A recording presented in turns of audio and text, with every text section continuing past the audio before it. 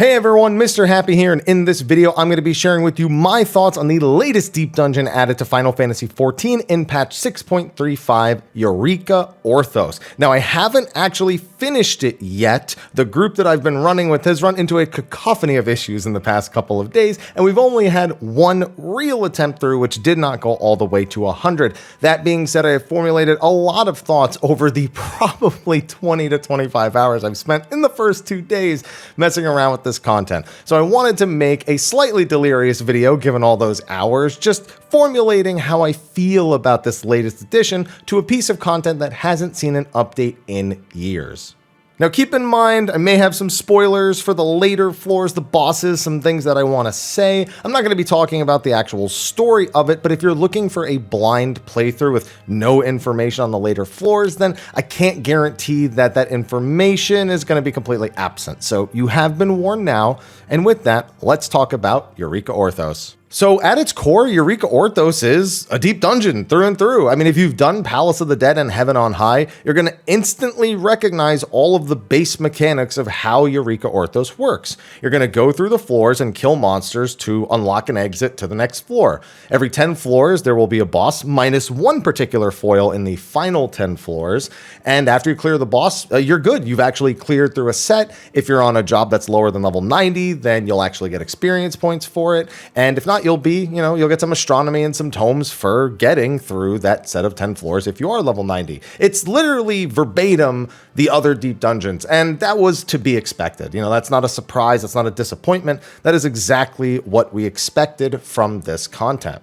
That being said, the things that stand out as different from Palace of the Dead and Heaven on High are quite noticeable. Some of them are very simple. For example, we're used to the first several floors being just dedicated to story and being for matched parties, that is randomly formulated parties, so you can farm Ether Pool to power up in there or get the new weapons that come from it, or just level up a job, which is what most people will do when they spam floors 21 to 30 in matched parties. However, if you want to go past that, you're going to need a fixed party, which can be any number of people between 1 and 4, but you need the same people on the same jobs climbing up the entire way through. One thing they added to this, however, is that the 100th floor does actually have its own story additions. Now, I haven't gotten to see them yet, though I can probably assume what they are based on my experience inside of the dungeon thus far, but I do appreciate that little extra tidbit. One of the big things with the other deep dungeons is we can kind of infer what the story is to those locations, but we're also kind of guessing to some degree. And so to get a little bit more insight into the bosses and into the location is really, really important. And it seems like they put some extra effort in to explaining this location and its importance to the actual world in Final Fantasy XIV. However, the story changes are just one of the many things they have done. I think some of the most important changes are the changes to the monsters themselves inside of Eureka Orthos. Now, in Palace of the Dead and Heaven on High, the monsters start off really, really weak. Even though you start off at a lower level than your max level, the monsters are also just really easy. You just mow through them, and especially with all the job changes throughout the expansions, they just fall over dead. However, in this one, that is not the case at all. The way that random monsters play into the actual progression of Eureka Orthos is entirely different. For one, the monsters on all floors have way more health. This was a huge surprise as I was going through and attempting my first solo, and it was taking me so long to get through the earlier floors. It was forcing me to approach the floors in a very different way, a little bit more aggressive on the Protomander use, as well as using some other tricks that longtime Deep Dungeon players had often talked about. I felt more encouraged to improve my, skill set in order to improve my speed. But the big difference is that on the higher level floors, the amount of health they have doesn't increase by that much. So while the earlier ones might take longer, the higher level ones don't take that much longer than the lower level ones. It just means that your time gets a little bit more stressed, and that is very, very important, especially because the bosses themselves have the most noticeable health increase. Even the floor 10 boss takes forever if you're not using things to speed it along. That can just make the early floors, though, feel a bit tedious. When you are going for that solo climb, you're going to have to start from floor 1. And the first 20 floors taking anywhere from, an hour to 2 hours, depending on how skilled you are or what you pick up inside, or any of the randomness that comes with Deep Dungeon, I'm worried that's going to feel a little tedious for people. But at the moment, I'm feeling a little bit more invigorated by it because I know that my experience is going to be more consistent the whole way through. Now, as for the damage those monsters deal, they really reversed kind of the purpose of random monsters and how they affect your climbing. While they have way more health, their auto attack damage, and some of them have like mini like tank busters, or as they're generally called, double autos or double hits, those do way less damage. As a tank, you're basically never threatened at any point in the entirety of the climb when it comes to just damage monsters are going to deal to you.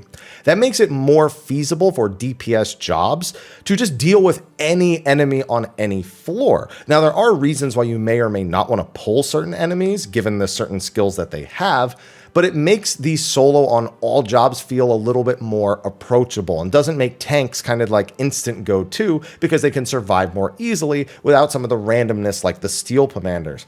That being said, the monster's actual avoidable attacks, their individual mechanics, are pretty much lethal the entire way through unless you have like, a tank invuln or you have like a steel and really high ether pull. Like some of them are survivable, but you have to respect every single one all the way up.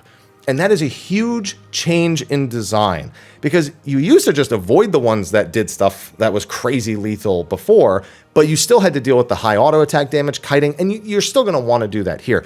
But it's so weird to see, and it makes every monster feel more approachable because you just need to know what their trick is and what your counterplay is to it versus completely avoiding things. So I like and don't like aspects of this change, but overall, I think it's going to make for a healthier scene other than how long those early floors take, which is going to make DPS feel more, desired because people are going to be like, this early floor takes too long on Warrior. Let me swap to Ninja or Summoner or something. And then bam, you're going to be blowing them up way faster and it's going to feel better.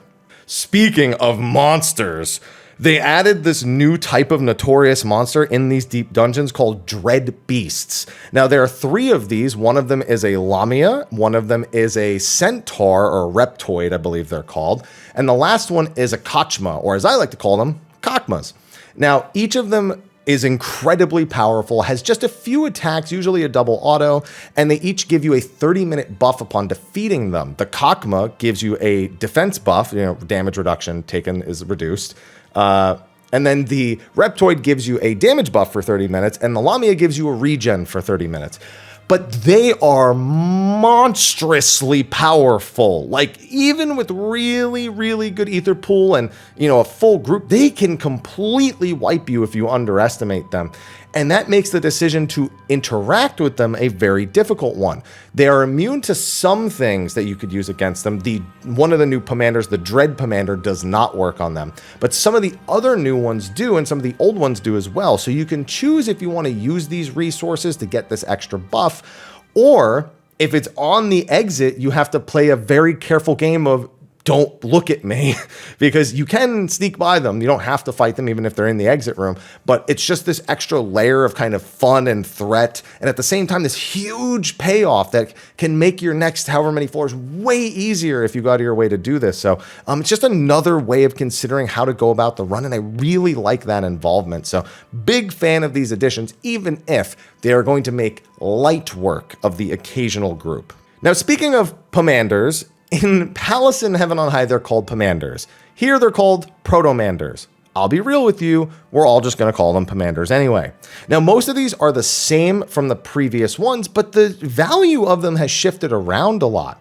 Because of the fact that most enemies are approachable now, the mimics that you can get from alterations are a little bit also, there's more consideration about whether you want to spawn them, because they are also to some degree less threatening than they were to jobs before if you didn't have steel or something.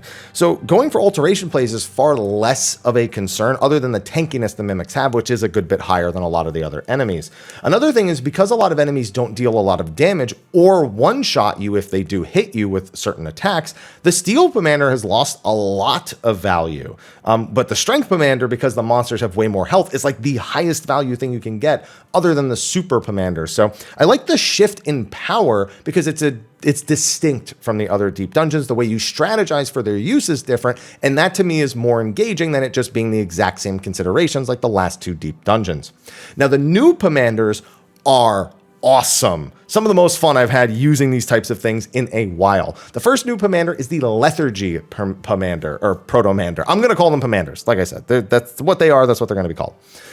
This one gives every enemy that's currently spawned on the floor a 10-minute slow. Now, that's a slow to their attack speed, not to their movement speed, but it makes all their cast times ridiculously long. It makes their auto attack recast times ridiculously long, and it makes you even more invincible than you already feel at times. And it can make attacks that might otherwise be concerning to you far less concerning because, again, their cast times are going to be massively long. Some abilities are instant. You do have to watch out for those still, but this is one that when you get it and the enemies just slow down, honestly, the biggest threat is forgetting what the normal speed is like when you get too many lethargies, too many floors in a row.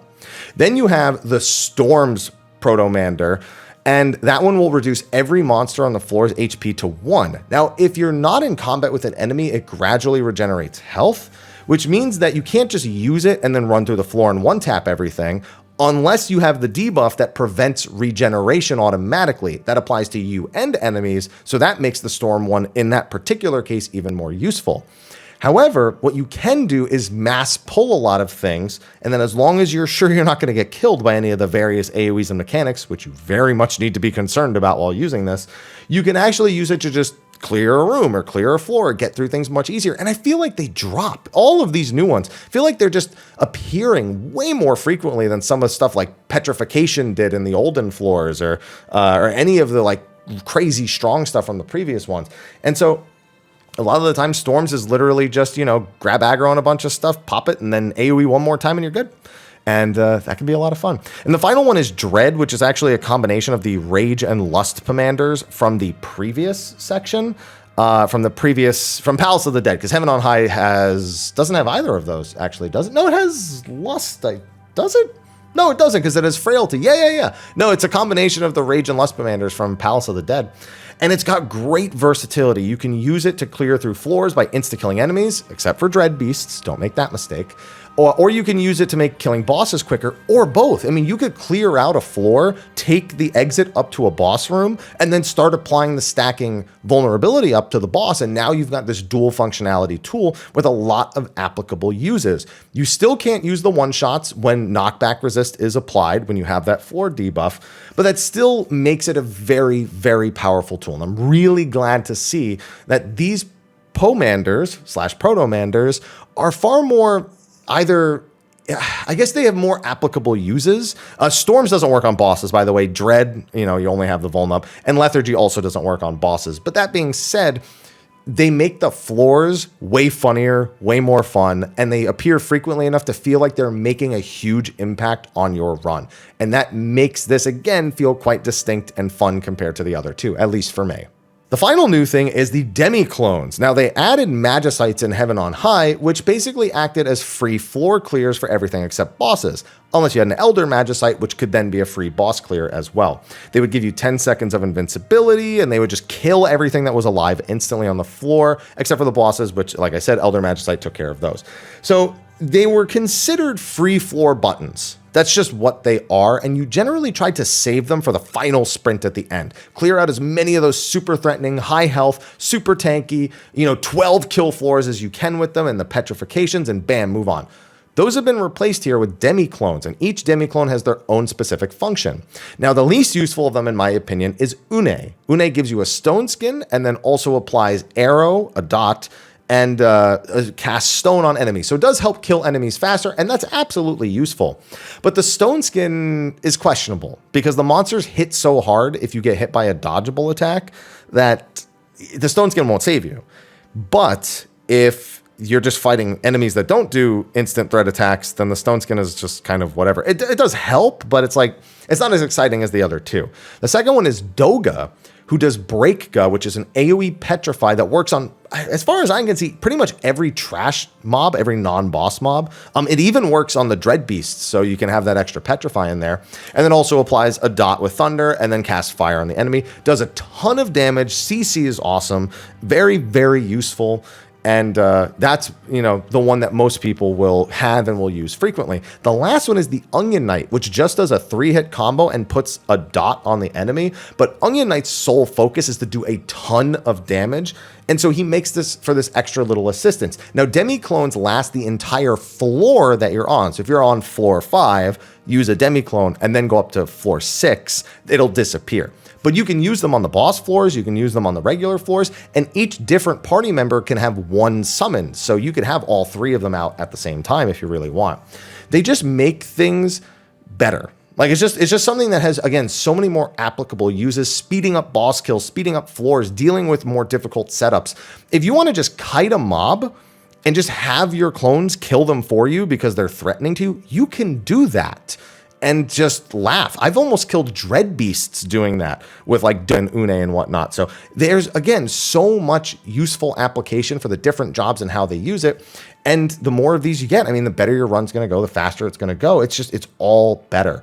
And while I think the Magicites have this more kind of visceral, like, oh yeah, just watch the whole floor wipe go kind of feel, these feel a lot more, you know, helping you as you go along, without feeling absolutely busted, even though at times they definitely feel that way as well. So big ups on all of these new adjustments. I think all of them just work really, really well. I'm having so much fun in the new Deep Dungeon. And for me, that's a big thing. I have never been a fan of Deep Dungeon. I thought it was a cool idea that just wears down on you super quick.